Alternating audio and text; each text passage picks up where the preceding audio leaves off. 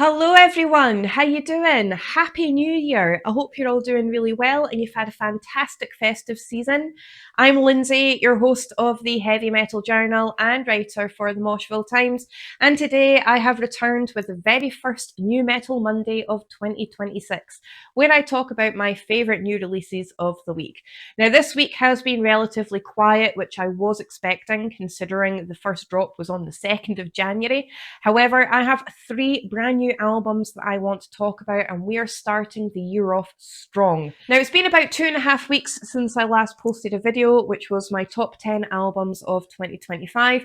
And I'm going to be honest, it feels a little bit alien sitting down in front of the camera to record again, but the break was absolutely needed. I know I said that I was going to post extra bonus videos towards the end of the year, but I was hit with the most horrific illness ever right before Christmas, and I decided that that was a sign to take 2.5 weeks off. Apparently, I was also suffering from burnout, which hit me like a truck, and I didn't realize I was suffering from burnout until I stopped everything. So, yeah, the break was definitely needed. But like I said, we're back today with the very first New Metal Monday of 2026 with three brand new albums. So let's jump straight into these. Okay, so kicking things off for 2026, I have Ellende with Zerfall. And this is the sixth studio album from the atmospheric post-black metal band from Austria. Now, this album is 9 tracks long, spanning about 51 minutes altogether, and their roots are firmly within the atmospheric black metal subgenre. But they also incorporate a lot of classical instrumentation into their sound, including the grand piano, the violin, and the viola. And this creates a perfect fusion between that harsh black metal, ambient atmospheric elements, and they also include a lot of post-metal and progressive elements into this album. This is incredibly layered, there's a lot going on, but despite the fact that this is a very layered album, it flows really well. This is a profoundly intense and emotional experience, but it's not without its catchy hooks and its haunting melodics. Thematically, this album is all about being shattered into a million tiny little pieces and then slowly and painstakingly putting yourself back together again. And that is something that I can definitely resonate with on a personal level. Lyrically, it's entirely in German. I don't know what they're singing about or talking about specifically, but I'm vibing to it anyway. Epic riffs, intense tremolo picking, the blast beats in this album are insane, and the vocal style is primarily your venomous rasping screams, but on occasion you do have these choir-esque clean vocals, which are soaring and incredibly powerful. And there's a lot of depth and soul in this album, full of fiery energy and layered extravagance. So if you are a fan of the likes of Alcest, Harakiri for the Sky, or Wolves in the Throne Room, this one is definitely for you, but definitely check it out. This is a fantastic start to 2026, an incredibly strong album. Okay, so next up on today's list, I have Fua with 3, and this is the third studio album from the atmospheric black metal project from Scotland. Now, Fua is Gaelic for the word hatred, and this album is 4 tracks long altogether, but it spans 42 minutes, so each track is a sprawling journey and a fully immersive experience. This is another solo project which has been created by Andy Marshall. You might recognise him as the multi-instrumentalist and the vocalist for the other atmospheric folk black metal project Sur. Now, it's natural to compare these two projects from Andy, but I have to stress the fact that Fua is not a side project. This is a completely separate entity altogether. Now, both projects, Fua and Sur, have their roots firmly within the atmospheric black metal subgenre, but where they deviate is Sur incorporates a lot of folk elements. So you have the bagpipes, you have the tin whistles, you have a lot of these atmospheric folk elements, especially with the female vocalizations. Whereas with Fua, it's straight up early 90s black metal with a lot of synth work in the background as well. So it takes a much harsher approach compared to the folk element of the Sur project. Now, the thing that stood out to me the most about 3 is the fact that it is incredibly harsh and unrelenting, and you can definitely hear that early 90s black metal element throughout the entire album. This is harsh, it's cold, it's blistering, but it also has this very beautiful spectral atmospheric vibe to it too. Intense tremolo picking, rampaging blast beats, and the melodics are rich and incredibly haunting. The vocal style is very rasping and venomous, but they've got a bit of a whispery echo to them as well. Now, the synth work in this album is incredible. It's very otherworldly, but it's subtle. It has its place and it's not just thrown in for the sake of it. I like it when bands use a lot of synth in their sound, but it has to have its place and it can't take away from the guitars and the drum elements. So a combination of that harsher early 90s black metal element combined with the synth work sets Foo apart from Sewer, which is very much a graceful, melodically rich, folk-infused black metal sound.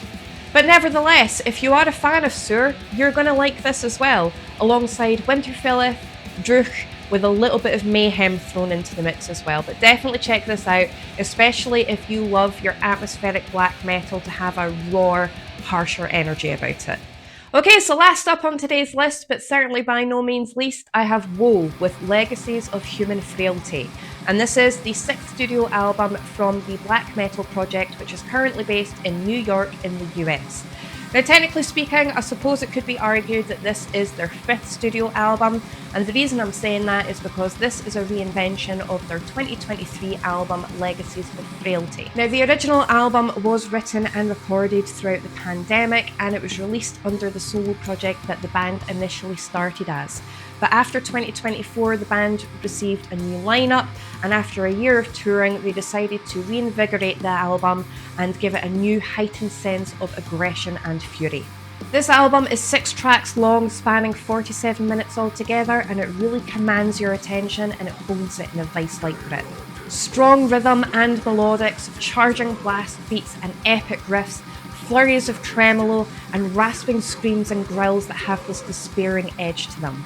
It's sinister, it's fiery, it's extravagant, and it has this air of triumph and superiority about it. What I loved the most about this album is the fact that it alternates between rampaging fury and high energy to these mid-tempo stompy stomp moments. Yes, we have our first stompy stomp moment of 2026. This album is full of them. Really cool, groove-laden stompy stomps and fantastic rampaging energy. So if you are a fan of the likes of Alderon, Hate and Sumerian Tombs, this one is definitely for you. Plus, I absolutely love this album artwork as well. It's very detailed, but it's simply executed at the same time. Definitely check this one out, especially if you love your black metal to have a lot of really cool melodics and stompy stomp moments with a little bit of synth underneath as well. And that's it for the very first New Metal Monday of 2026. I am so very rusty when it comes to recording these videos. Need to get back into the swing of things. But comment down below to let me know what you think of today's records. And if you have any of your own recommendations, please let me know and I will definitely get them checked out. There is a brand new Spotify playlist. Check out the description box below. There will be a link to the New Metal Monday 2026 playlist on Spotify, which I will update with all of the bands that I talk about every single Monday when one of these videos goes live. So if you use Spotify, make sure to follow that. If you don't use Spotify though, don't worry because I have also included the band's Bandcamp links or their YouTube channels below, just so you can find the music that I'm talking about as easily as possible. I'm on social media as well, so if you want to follow me on social media, all of that will be in the description box below too. I have reopened my inbox for submission spotlight if you have no idea what I'm talking about with regards to that. Again, all of the information will be in the description box below. And finally, over the festive period, I received a few messages asking if I have a Patreon, if I have a YouTube membership program for extra content, how can we support you on your channel? By sharing, by viewing the videos, by liking, by commenting, by recommending your friends to subscribe to the channel, that is how you can support me. I don't have the time in the nicest way possible to create extra content at the moment. I'm studying for my degree at the moment. I'm a parent, I'm running a household, I'm writing album reviews as well, which I'm going to be ramping up very, very soon, and just general life stuff. So in the nicest possible way, I just don't have the time for extra content at the moment, but that isn't to say that I won't introduce things like that in the future.